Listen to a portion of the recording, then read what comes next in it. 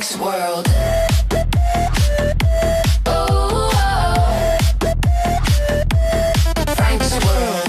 Yeah. Spin the data, let it swirl. Quantum leaps, AI streams. Frank's World. It's a dream.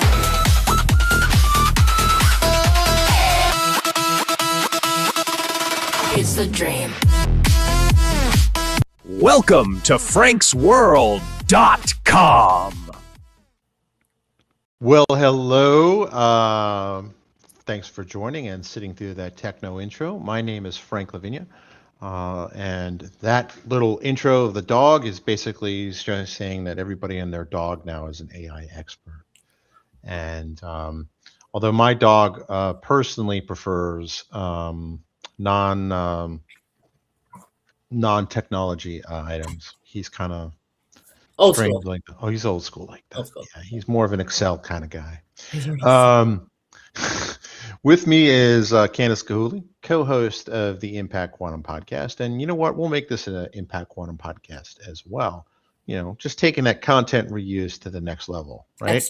Excellent. If you are watching this, though, I do have an ad for my new AI book called the Owning the AI Sovereignty Stack. Basically goes through and what it takes for nations and enterprises, what they actually need to own in the age of AI. So it's kind of turned into one hot quantum summer, isn't it?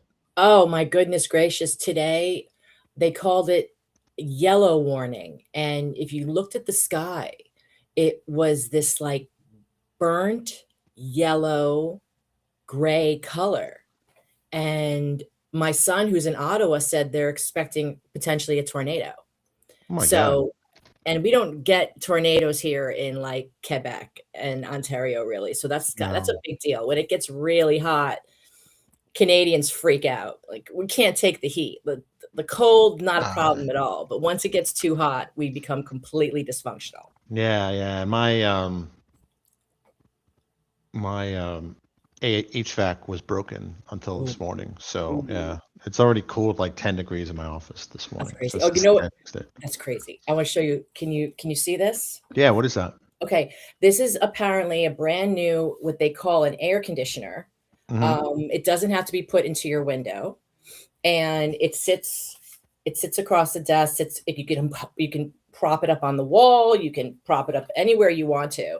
And to me, it just seems like a very cute little fan.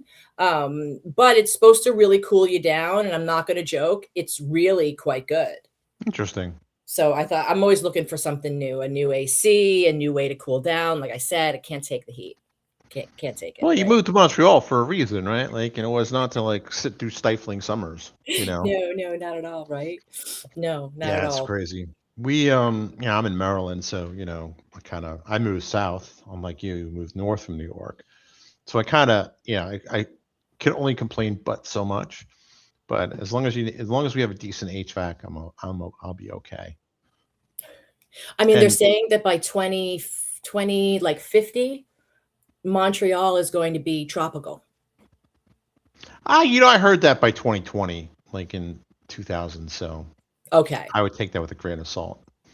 I would see it's changed pretty dramatically in the past like 4 to 5 years.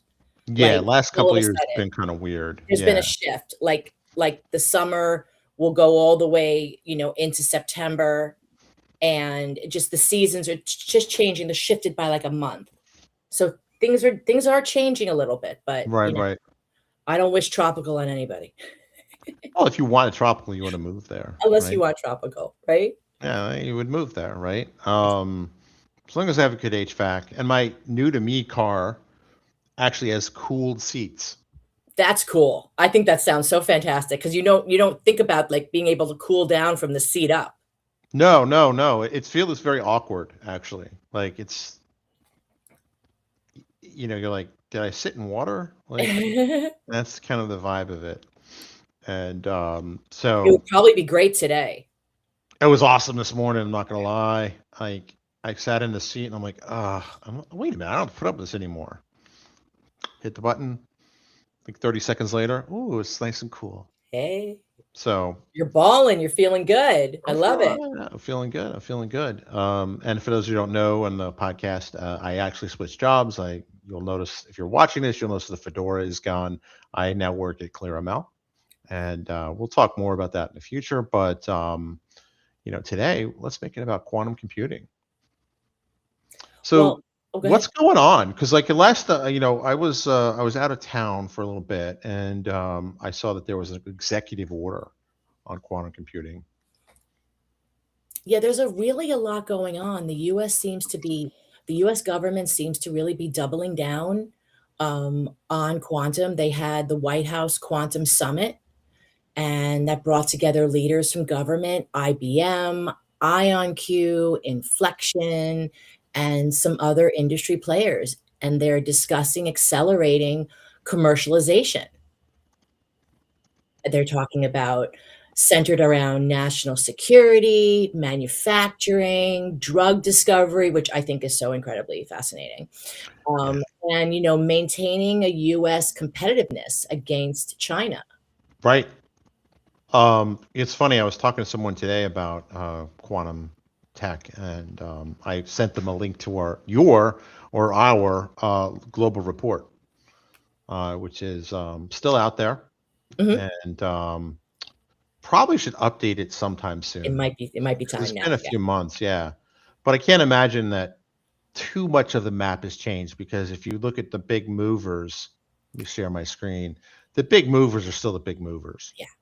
Right? Like it's still primarily the greens are still green. I don't think anyone has really moved from, zero to be on the map, but I could be wrong. I could totally be wrong. Um, Israel, I forgot that Israel was added to the most recent update, and they are at a 4.4, which, to put it in perspective, the United States is 4.9, China is 4.4 as well. So they're pretty much on par with China. I think Japan comes in second. Where's it? Canada. Canada is 5. pretty heavy into quantum. I Yeah, have, let's see. Can I switch to table view? There we go. We want the table view. I think we can sort on the score. So right now, it's actually US, France, UK, Germany, and I think Canada is on the map, but it's in the green, right? That's pretty Mhm. much, pretty But there's important. a really active and vibrant startup culture in France and in Yeah. Israel, especially. The That Israel startups are very serious, they and were we've that's interviewed a bunch of them. Yeah, both that's here right. and on Data Driven. Yeah. And that's just really ratcheted up their interest. I Hmm. know Canada has 3 separate corridors within the country. They're building a 4th now, I believe out in Alberta. That's Um, where I can't think of her name right now, but that's where the satellite lady. oh, yes. I can't think of her name now. Katja, it's Katja. Dr. Kuntz, right? Yes, Katja Yeah, Kunst. Dr. Kuntz. I Mhm, forgot mhm. what her first name was. Yeah. So there Um, you go. yeah. I'm not totally losing it yet. Nah, I just need more coffee, right? And I'll blame it on the heat. But no, like, and what's interesting, I was actually 2 months ago now, I was at the Red Hat Summit in Atlanta. Speaking of hot, um, and I was talking to a journalist from Le Mag IT, who we were talking about AI and the sovereignty push and things like that. And I'm like, France has got a lot going for it, right? Not just the people, but also the infrastructure, right? They Mhm. they built out a pretty heavy nuclear power infrastructure, and that is obviously relatively cheap, relatively clean way to power. And so they don't have the power shortage I think a lot of other industrialized nations do. Certainly, that's a hot topic. Data center build out is a hot topic in the U.S. Right.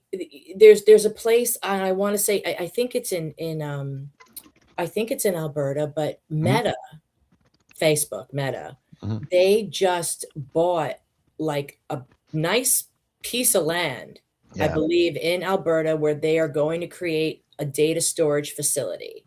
Yep. And the only reason, I don't say the only reason, but one of the reasons why they were allowed to move forward is because they have to come up with their own energy source to do Yep. this, Yep. and not like, tax the people that are all around them that are not going to get any benefit from it being there. I was listening to Bloomberg the other day, and they referred to it as I sound very like I'm doing the who's the guy inside the actor studio? This Oh, gesture. And I was listening to Bloomberg the other day. But they were referring to this as the first AI election, where AI is going to be a major thing, not just for the obvious things of the job concerns about the job market and things like that, but also in terms of political ads being generated by AI. All sorts of shenanigans happening there, but also data centers. Data centers are going to be crucial to this, right? There's a number of counties in Maryland that have put data center moratoriums on. Now, I think a lot of it is that some of these counties were not really prime targets for data center development, so it's a cheap and easy win for politicians. I don't think anyone was going to do a build out of a 20-acre site inside Baltimore City. Really don't think that was on the cards for a number of reasons. But they get a cheap political win, like kind of like banning plastic straws, right? It's a pretty cheap. Don't get me started on that, but it's a cheap political win, right? Mm-hmm. But there are counties where that is going to be a hot issue. The thing that bothers me and impacts me, at least indirectly, is they want to run a high power line basically from Pennsylvania to Data Center Alley, which is just across the river in Virginia. So they're going to take these high power lines, seize all this land to run those lines, Right. farmland mostly, actually. Mm-hmm. No one in Maryland is going to see any of that power, right? It's not about, they're trying to pitch it as a reliability. It's like, well, not the connection is going straight. They're not saying from 3 Mile Island to basically Microsoft's data center, but that's pretty much the two biggest sources. So like it's kind of obnoxious, I think. Oh, it's totally obnoxious. I remember when I used to live in Brewster, New York, and Mhm. we had tons of water around us. And then when we first moved there, we got a water bill, and it Right. was for like $400 for the quarter. And I was like, why are we having a water bill? And all the water that was around us was not for any of us. It was being sent over to specific places in New York City to use. And I was like, Yeah. wow. It was my first kind of entrance into the whole idea that, some of the natural resources that were around are not necessarily for the people that live there. Right. Are for those that are paying more for it, right? Right. Yeah, a little pay to play moment there. That was shocking. Yeah. I mean, and there's probably somebody in the West Coast of the U.S. or the western half of the U.S. who's laughing at this because water has always been a contentious issue from like Right. Colorado down to Arizona. Is it the Colorado River? I think Right. that people are kind of upset about, and it's funny how these resources can quickly become political issues, right? I know that I'm not exactly sure, and I know we're not talking about quantum computing per se, although indirectly we are, right? Because there's two ways to do quantum computing, right? One, you emulate it on a bunch of massively parallel GPUs and supercomputers, right? That's one way. The other way is to have an honest-to-goodness quantum computer, which ought to use a lot less resources. So maybe that's part of it too, right? Because the grace period of, if you want to build a data center, I would say up until a few years ago, most people didn't know what a data center was. Right now, everybody knows, and it's not they don't respond to in a good way, right? I always joke, people are like, because I have some acres, not a lot, single digit, but way more than I had when I lived in the Bronx, which was zero, exactly Right? zero. I say like, well, why would you want that? I'm like, well, so originally I would say, so somebody doesn't build a super Walmart like there on the other, in my backyard. Now it's like, no, so they don't build a data center. No, it's true. It's true. Yeah. And I always joke with my wife, I'm like, I want 100 acres, right? Like, just because, don't want a data center and, even however far away the tree line is from me. Remember, when I was looking at the places that had little forests. Like I was like, let me have a mini forest so that I can be insulated from like whatever's on the other side of it. I think a big problem has been that data centers are zoned as light industrial, right? So that's a big. I mean, obviously, I'm not a urban planner or anything like that, but the gist is that one of the issues in this is Loudoun County, Virginia, which is basically where half of Dulles Airport's in Loudoun, half that's in Fairfax, Northern Virginia, which has the most number of data centers in the world than anywhere else, which is amazing to think about. Just like one part of one U.S. state,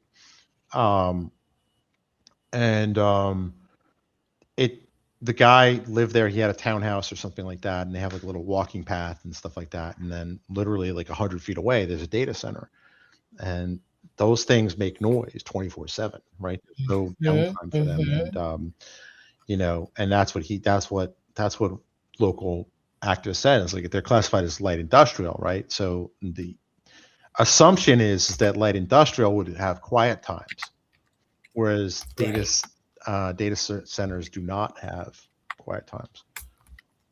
No, and it disturbs the people, it disturbs the nature, Right. It's not like, light industrial where they're making like, it's like a glass factory or whatever, right? Because they're not going to be working 24/7, right? They're not going to be working there on weekends, right? It's going to be quiet. You don't have any quiet with that, which I think is a big part of it too. But also too, if you think about it, it's not hard to imagine a scenario where the federal government, whoever is running it, right, trying not to make it about a particular person, can say like, data centers are on top national security, and it could supersede all laws, which would be really impactful. I can easily see that because like the backlash against the data centers, I think is going too far the other way, just a little, right? Okay. Just a little, like, I wouldn't want a data center in my backyard, right? But, well, actually I might, but I'm a different kid. But,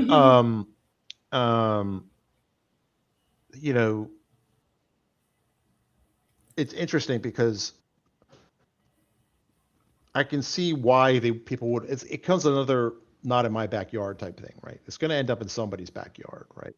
Exactly. And it's kind of like, but at least Loudoun County, I think part of the reason why Loudoun County has been, people who live there have been so accepting of it is that something like 60% of the tax base is covered by the data centers. Yeah, really? Something like really ridiculous. So, I was talking to somebody who lives there. He's like, yeah, our property tax bills haven't changed in 20 years. Right. I mean, they're not going down, which is another thing, right. But they've stayed flat. And a lot of it is this.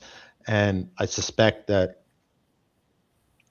is probably why a lot of these counties and jurisdictions, they want the data center. So on one hand, politicians want it. On the other hand, politicians don't want it. It'll be interesting to see how that shakes out. It's true. And like you said, there's certain countries that are just taking it more seriously than others. Right. And just building and building and building, right? Like we mentioned, we talked about Canada before, right. And recent things, Xanadu, which is in Toronto, plans to do a data center to integrate photonic quantum computing with AI. Interesting.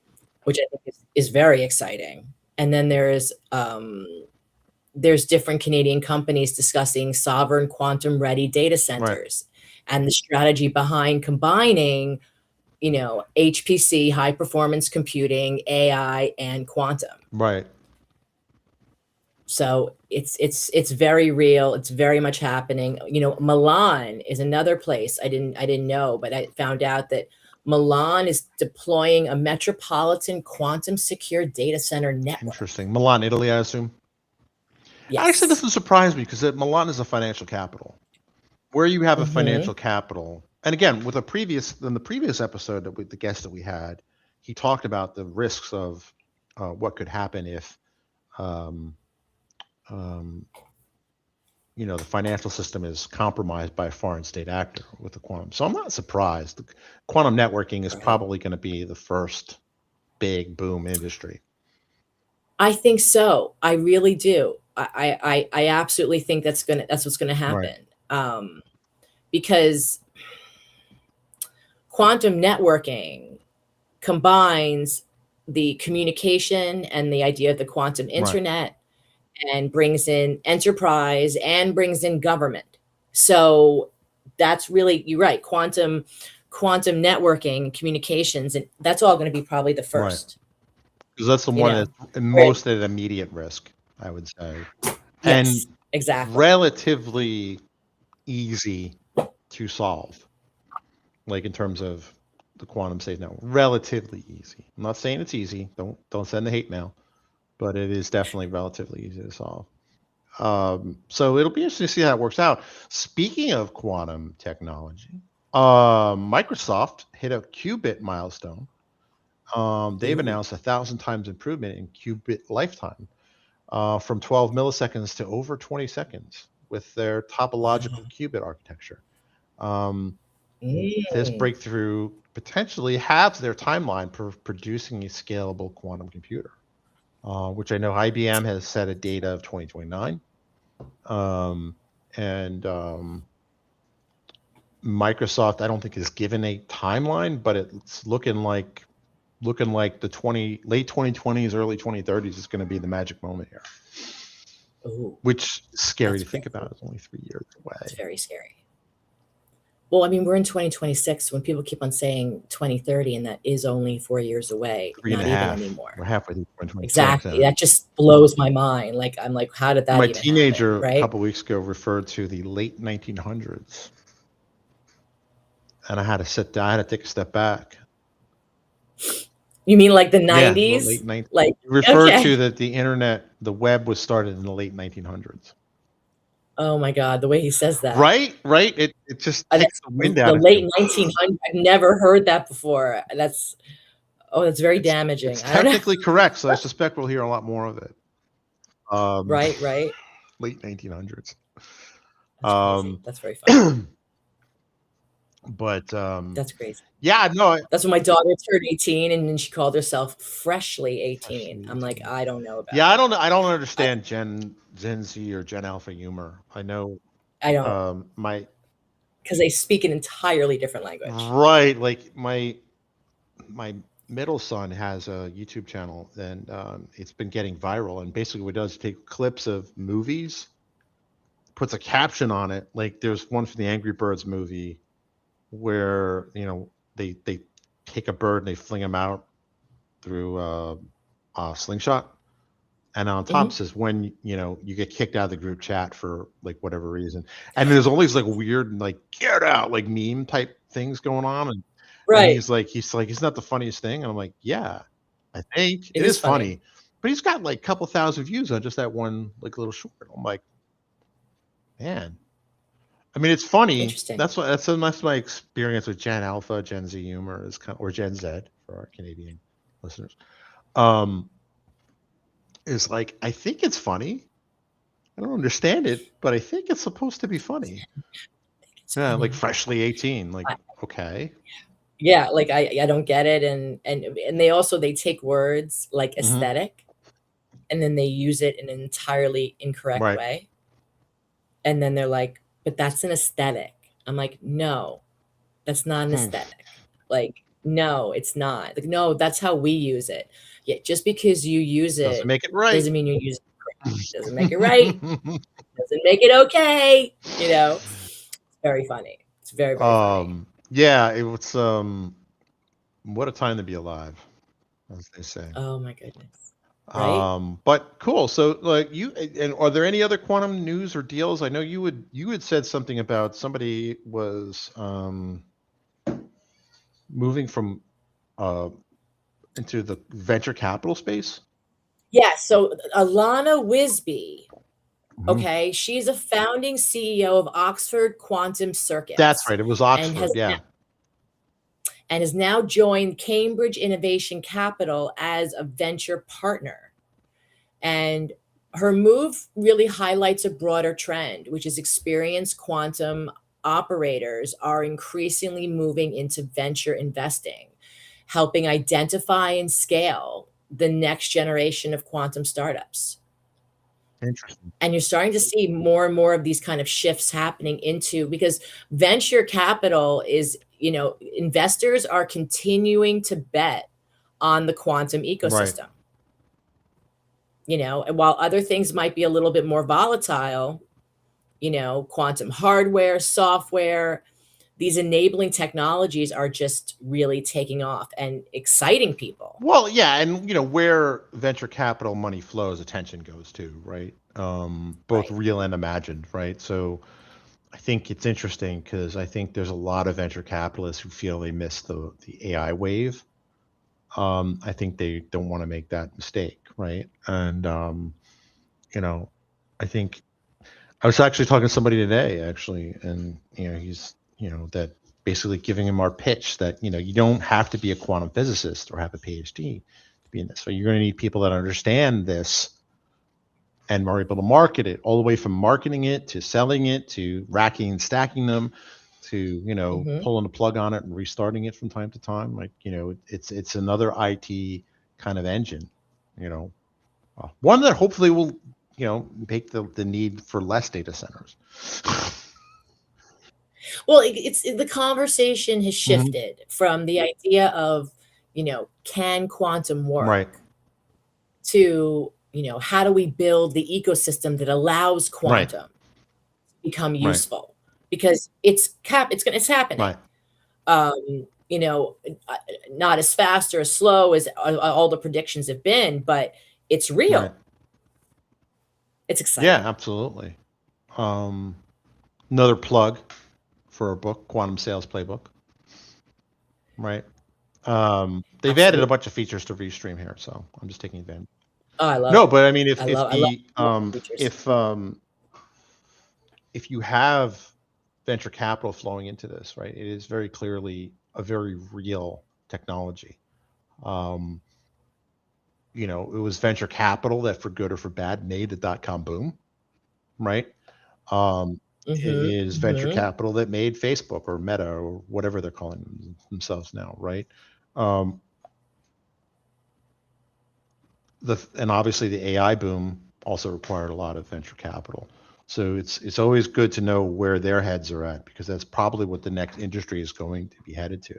And the fact that they're recruiting experts in the field to kind of vet the technology, Mhm. I think also says a lot too, right? So we're seeing that bridge from academia to industry to now venture capital. I think that you're going to see a lot of that in the future. And speaking of which, there's another book that we wrote, Quantum Curious. Um, so you can check that out, and it's $2.99 on Amazon. Check it out. Steal. It's a It's a steal. steal. What a deal. Um, but with that in mind, all jokes aside, um, I really think that once the error correction problem gets solved, I think a lot of other problems will fall too. Oh, I You think know, so. and I think so. I think as they start to prove out different right, things, you know what I mean? Like, what did I read about? I read about, it's in Denmark, the Technical University of Denmark.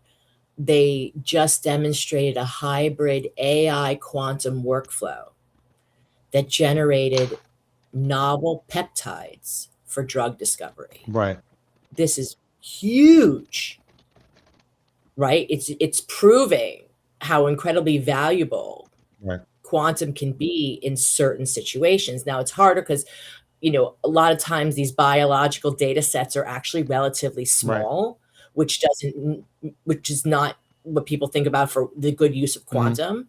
But quantum kind of accelerated some of this information, and drug discovery is something that so many people are really are really excited about, Right. that can solve some real problems we're Well, it's not having. so much the size of the data set, it's the potential for the options that can go with it. Think of it like chess, right? There's only 64 squares, and 16 pieces to 32 pieces, right? But there's effectively an infinite amount of moves that you can make. It's kind of like that if you're simulating a molecule, right? And then Mm-hmm. that's basically how do drugs interact, how do drugs apply, like that sort of thing. It's kind of like that. That's how That's it was exciting. described to me. So even if the data set's small, it doesn't really matter. Like they use this one example Doesn't of really modeling the matter. caffeine molecule, which is a relatively simple molecule, right? Like how does it interact with different systems? Well, it's got maybe like half a dozen molecules with so many different types of, I don't know. Like somebody could say much more, but like it gets complicated real fast. Orders of magnitude. Okay. That's Yeah. fair. That's yours.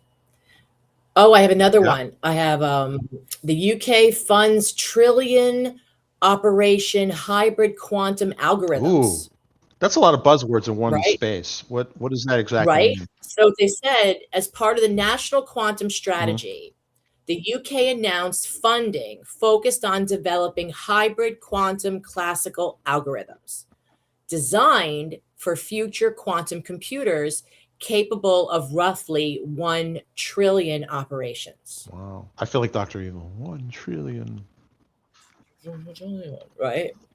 So it's not, the emphasis isn't simply on building the better hardware, Right. but that governments are investing in the software ecosystem so that algorithms will be ready Right. when the fault-tolerant machines arrive. I mean, that makes sense, right? Because you have to build the hardware. It's chicken or the egg, type problem. But that is interesting. Right. So so we talked about Denmark, we talked about the UK, Canada. Oh, did you hear about the Lumi AI No, factory? what's that?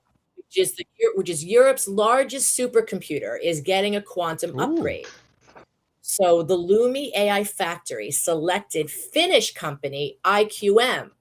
So now we're talking about Finland, to integrate a superconducting quantum computer directly into one of Europe's most powerful supercomputing environments. Nice. Right? I mean, they're talking about truly creating something hybrid. Nice. And I think that's interesting because maybe then quantum is supposed to replace the idea of the supercomputer. Yeah, you build a lot of these supercomputers so you can solve really tough problems. And a lot of these happen to be a lot of the same types of problems quantum computers are really good at. So I don't know. I'm sure we'll get hate mail for that statement, but I don't think it'll replace it. But I think that the market for it is going to drop significantly. There's still going to be some things that you'll need a supercomputer. And if nothing else, you can get supercomputers on fire sale. So you could have a data center in your backyard, but you would own it. Okay. I could dream. Yes. And it's important also to note how the questions have changed, right? Like we used to talk about, a year ago, a year and a half ago, we were talking about, how many qubits do we have? Right. How do those finite amount of qubits work? Right. Now we're talking more about how does quantum improve AI? Right. Which workloads will actually benefit from hybrid computing? Right. How do enterprises deploy it? Right. Honestly, how do we prepare our cybersecurity before the hardware arrives? Right. Those are all very big questions, and we're still dealing with a lot of that now. I mean, you look at the drama that's going around about Claude Fable, the new OpenAI models, right? They have been on some kind of lockdown, or they have to get permission from the U.S. government first, and it's not hard to see that this is in a world that is quickly, I wouldn't say it's rapidly getting unstable, but definitely the direction is towards less stability and more drama. How does technology play into this, right? Like, we talk about this being the first AI election, right? This could be the first AI conflict, right?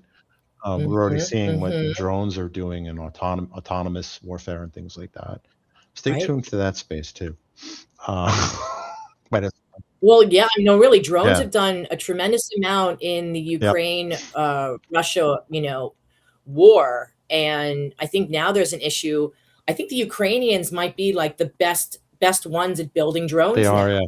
Uh, Um, and drones are so very much the future. they're gonna. I Um, was at an event a few years ago, and it was retired general saying it's uh, it's going to change the nature of warfare like the tank did or the machine gun did. And when he said it, I was kind of like, I think you're overselling it there. And then, so many years later, I'm like, nah, he knew what he was talking about. right. Because today's hype sometimes fizzles, but sometimes is right on the money. And I think in that case he was. And we saw how drones have changed Also good. the nature of warfare in the Middle East, right? With the ongoing conflict there, Right. right? And it's interesting how it becomes an economic situation too, right? You can send $10 to $2 million missile to kill a $30 or $300 drone, right? That's not sustainable, right? No, not at And all. so it's interesting how everything's going to have to adapt to that. Mm-hmm. Mm-hmm.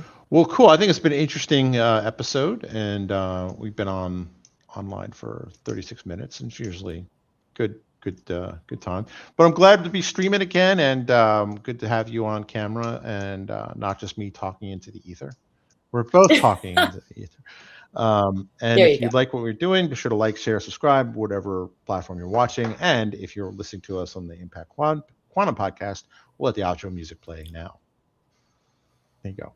Also, if you are not listening to us on the Impact Quantum podcast, you totally should be. Go like, share, subscribe on whatever platform you get your podcasts. And we're at season 4, episode 15, 16? Yeah, I I believe should know so. this offhand. I feel no, I think we're more than that. Aren't we, on Impact Quantum? We're at season 4, but aren't we like episode 25. I don't know, This will be 25? 26, yeah. There And you then go. it's Women in We're on Quantum. It's on 16. We're on episode 16 on Right. Women in Quantum. That's what you So, think about that. and that's another show. So. If you're interested in that, go to impactquantum.com/women, I believe. Let me double check that. Yep, that works. And we have Alicia Weldon talking about surviving setbacks and building confidence. And you've had a lot of interesting conversations there. Thank you. I've really been excited about it. I really enjoy talking to women about the journey that they take in this space, because everyone comes from somewhere else. There's very few everyone just quantum comes natives, right? Like nobody, like as someone had once told us, there's already enough PhDs here, right? So, there's definitely that. It was actually Petra Soderling that I spoke to early. Never recorded this. She didn't want to be on the show, but you managed to convince her to be on Women in Quantum. So that was cool. You should check that. And she's brilliant. Brilliant. Where is she now? Finland or Paris? I forget. Petra, I believe Petra's in Paris. Okay. But now she was in the U.S. for a while. She's Finnish, but was doing work for the Finnish government and such. But that's it. These women, honestly, their international experience is legendary. And it's just really exciting to see them go from country to country for the next opportunity and the next opportunity, and kind of continue to flow and create this greater international ecosystem. Yeah. That is brilliant. One lady came from Latin America, then went to Japan, then went somewhere else in the meantime. I forget. Bruna. Yes, it was Bruna. Her name is Bruna. Fascinating. First one I'd had from Brazil. That's right. She was from Brazil. It was really great to talk to her and hear about, again, how she went from country to country to gain different perspective and different aspects of her education. So definitely check out both those shows. And, of course, check out Data Driven at datadriven.tv. And, of course, franksworld.com. So, all right. And with that, I'm going to end the stream. All right, everyone. Bye-bye. I'll play the outro music, the outro animation.